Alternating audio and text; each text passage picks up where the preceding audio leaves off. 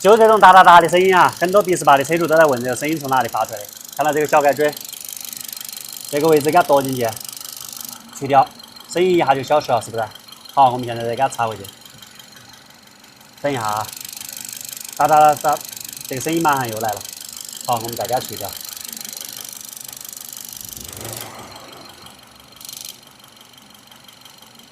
这个声音马上又消失了。所以说，现在你们晓不晓得这个声音从哪里发出来的？就这个东西啊，给它换了就可以搞定了。